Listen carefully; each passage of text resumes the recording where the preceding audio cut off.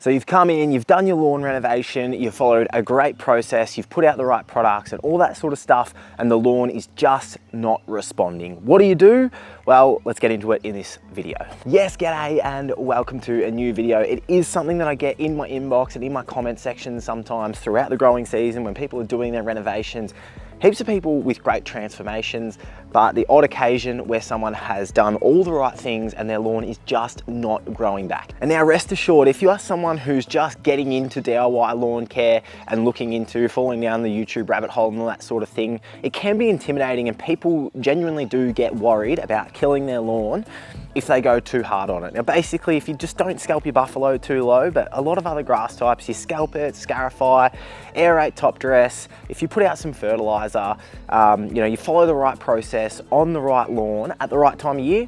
So for pretty much all of Australia, warm season grasses, we are talking October through to February, even March for some varieties. Follow that process, it's gonna come back, okay? Even if there are certain things that might slow it up. So my lawn here, I'm 3.5 weeks post renovation and it's actually due or overdue for fertilizer, but it's coming back really, really nicely. So I'm getting into my regular mowing now. I'm going to give it a cut now. Gave it its first cut on the weekend. Got most of a mow done and then family stuff, nothing serious, but had to cut it short. And then I came out on the Sunday, family was happy, kids in the sandpit, wife was happy, gave it a mow, and I was like, everyone's still pretty happy. I'll give it a double cut. And so now I'm gonna give it another cut going that other direction. So I've gone twice that direction. I'm gonna go again this way, sharpen up those stripes, and then talk a little bit about things that will slow down your lawn renovation, and then talk about if it's just absolutely you're getting donuts, nothing's recovering, no signs of life. So let's get into a quick cut.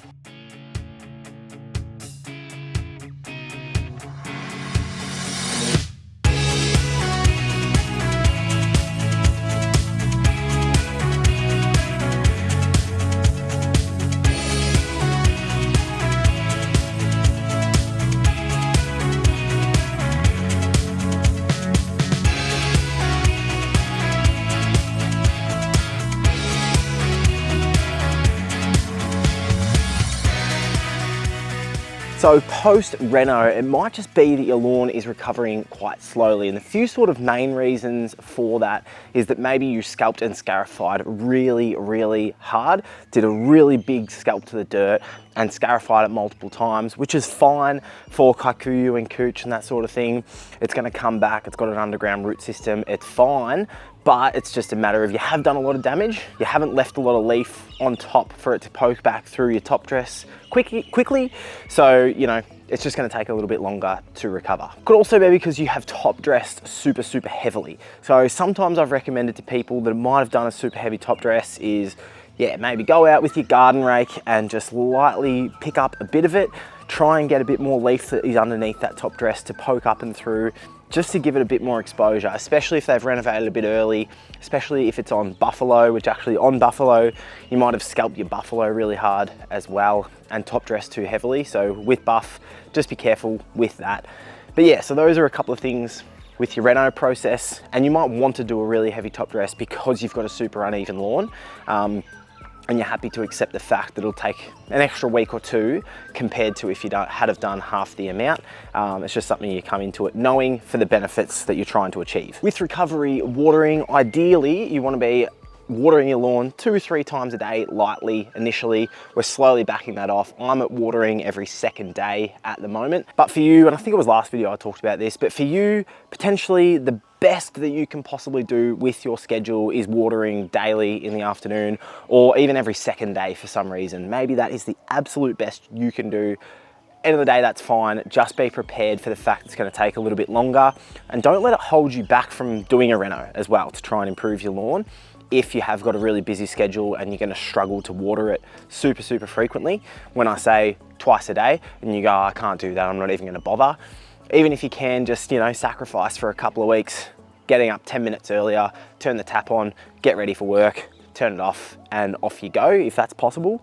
Do that, but that could be a reason for slow recovery. And the last one I'll talk about today is fertilization. So potentially you're due for fertilizer, you haven't put it down for a while, you haven't at all, and that is going to cause slow recovery because the lawn needs that nutrition in there. So this lawn is filling back in quite well, and we're not far off full coverage. It's not going to take too much longer, but you can see here, I would expect a heap more clippings from 2 days worth of growth at this time of year.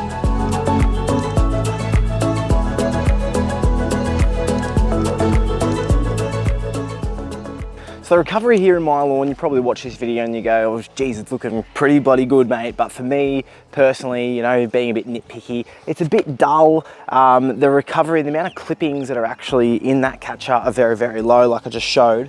And so for me, yeah, it's coming back okay, but it's definitely not bursting. It's just a little bit dull and a little bit of uneven color in some sections. So yeah, definitely due for fertilizer. It has actually been 8 weeks. In September was the last time that I fertilized. Oh, there's my coffee from earlier. I was bloody looking for that. But yeah, it has actually been 8 weeks for liquid fertilizer when I would normally aim for every 6. A couple of ants in there, that's good. Piss off. And yeah, granular fertilizer, I aim for about every 10 weeks, and it has been pretty much 10 weeks. So I'm looking to fertilize twice this week if I get an opportunity, hopefully over the weekend, to come out and do some granular fertilizer. So fertilization is going to be important around your renovation, whether you get it down the day of your renovation, whether that's before or after top dress, whatever you prefer, or it's a few weeks beforehand, whatever it may be. Generally, I go for liquids 3 weeks before, 3 weeks after, approximately, and granulars, normally I'll apply start of September, reno mid-October, so about 5 or 6 weeks, and then 5 or 6 weeks after, another granular. And now, if you get to say, day 30, here's an example that's not factual, but it's, an example. If you get to day 30 or something, and you're not seeing the sort of coverage where I am, you're not seeing at least 80+% of recovery, something's clearly going wrong. And what's happening, you follow the right process and you've put in the products and you're watering it and all that sort of stuff, it's not recovering. The problem is the soil. Now, especially the more and more I've learned about gardening and that sort of thing as well, over the last, I'd say, year and a half is when my gardening knowledge has really started to progress as well. Got heaps to learn. But yeah, soil is just everything. Soil is everything when it comes to growing grass, plants, whatever.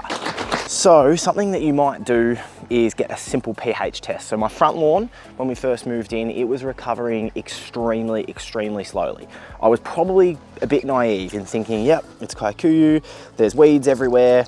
I'm just gonna fertilize it, I'm gonna do a big reno and clean it out and freshen it up, and it'll come back absolutely no problems.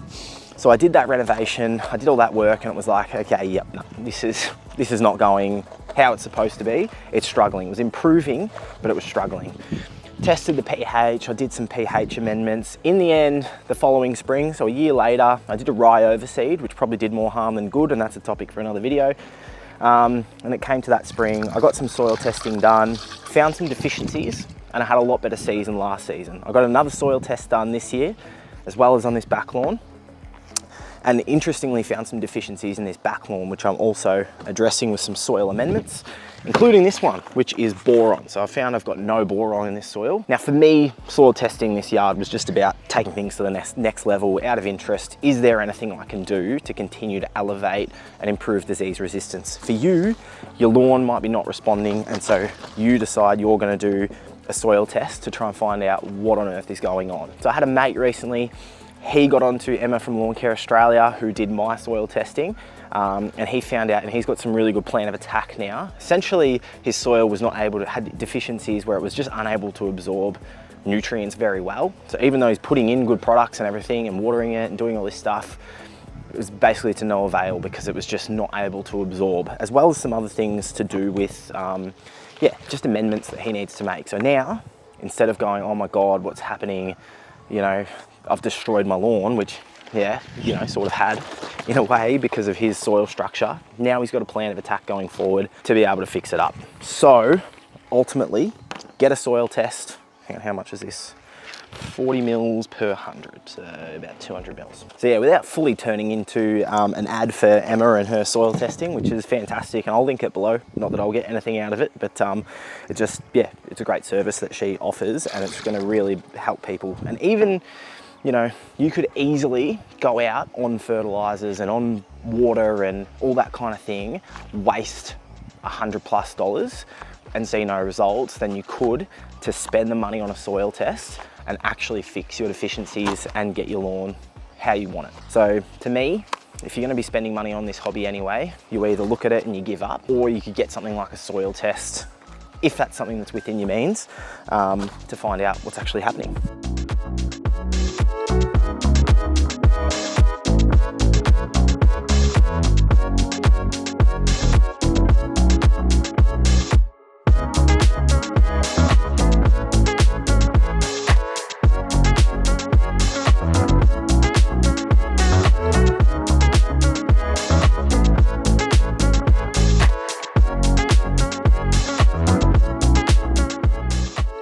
And now look, definitely far out these flies.